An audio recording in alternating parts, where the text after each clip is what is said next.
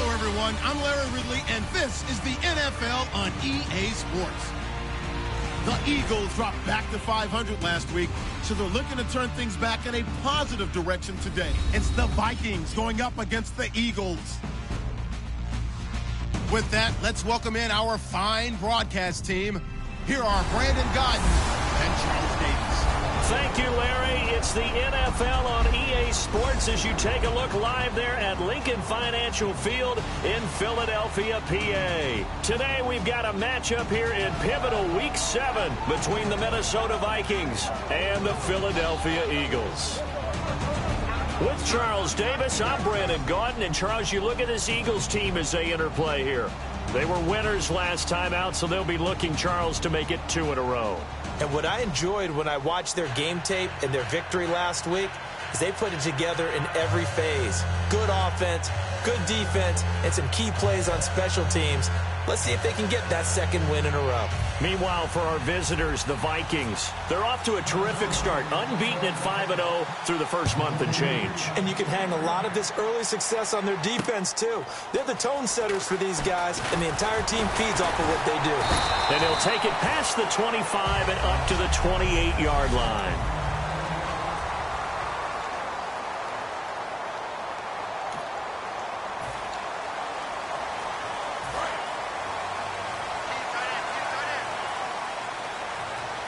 Possible run anticipation. Here's the D-line sandwiches together.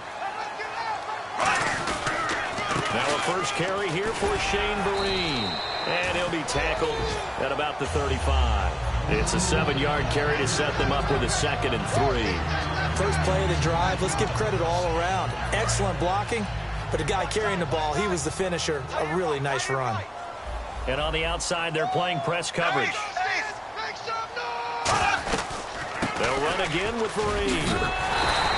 They get 6 on the pickup there as the drive will continue.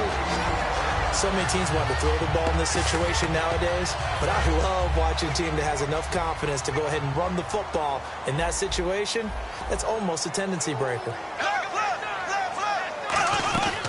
They'll run it now out of the gun.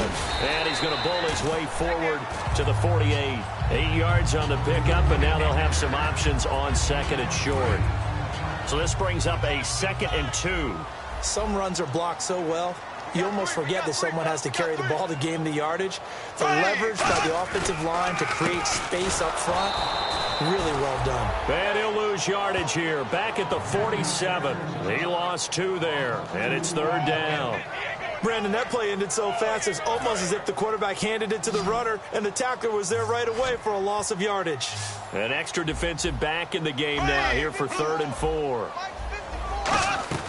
From the gun on 3rd down, Bortles.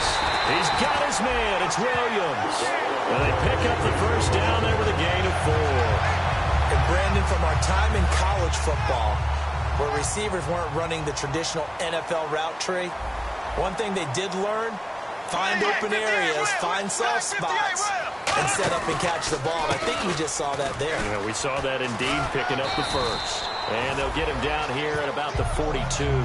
7 yards on the pickup there, and it'll leave him with a 2nd and 3.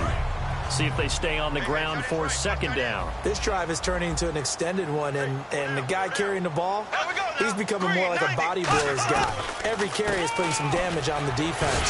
So after a while, I'm not too sure how many guys are going to want to run up and tackle him. They get 5 out of that one, and it moves the chains. And that's a nice pickup of a first down on that 2nd down run. And at that yardage gained, they can run that play on any down.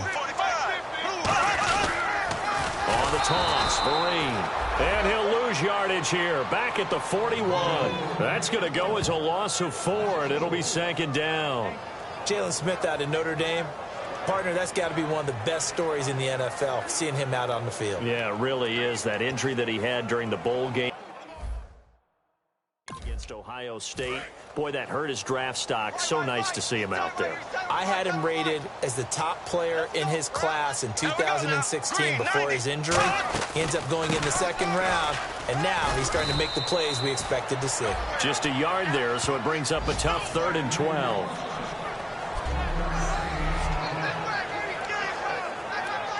And this now play number 9 on the opening drive, but it's 3rd and long. So now a 3rd and 12 with an extra defender here in the secondary, a nickel look.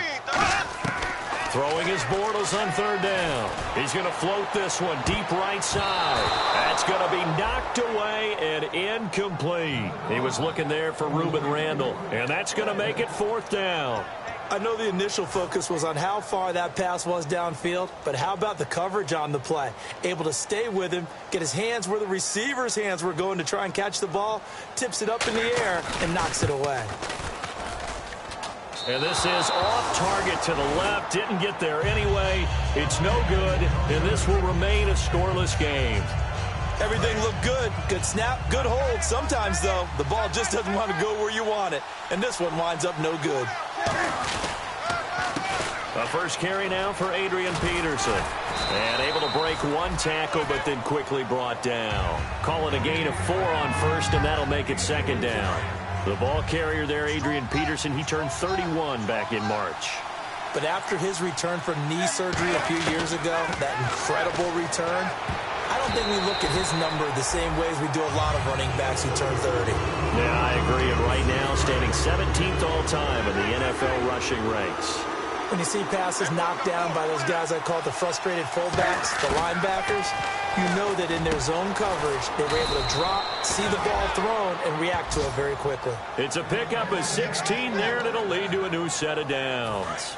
So the offense has it 1st and 10. And fits the exact right word. Over the middle, there's almost always traffic, so anytime you're a receiver in that area, you're not just focused on catching the football. You're wondering where the collision's going to come. And he will score. Touchdown, Vikings. Adrian Peterson with touchdown number 7 on the year. And the Vikings have taken a first-quarter lead. Well, partner, that was another explosive run, and one thing I've learned in our time in this game, yes, the offensive line has to get a lot of credit, but for big runs to occur, the wide receivers have to block well downfield. And then you have to have a good guy carrying the ball too, right? Oh, without a doubt. You need that difference maker lugging the rock. Bailey now to kick it away after the touchdown. Brandon Oliver now on the return. And he'll take this across the 25, couple extra yards up to the 27-yard line. The Vikings defense getting... And Philadelphia ready to get going on offense again. Last time out, they had that long 50-plus yard field goal that they missed. And I'm sure on their sideline they're thinking to themselves, okay, do we still want to try one if we're in that position again? And I would dare say that the answer would be yes. They're going to have a lot of confidence in their kicker. But just to be on the safe side, I'm sure they told their offensive guy. Blitz coming, and down he goes. The second-year man, Vic Beasley, coming hard that time. He's able to run him down for a loss of 12. Well, so much for setting the tone of the drive offensively. Giving up a big sack that loses that kind of yardage, not a great start. They'll run here with Marine. And he'll take this up only to about his 18-yard line. He'll get 3, but it leaves him with a big hole here on 3rd and very long. And the defense searches for one more stop here after the run on 2nd down.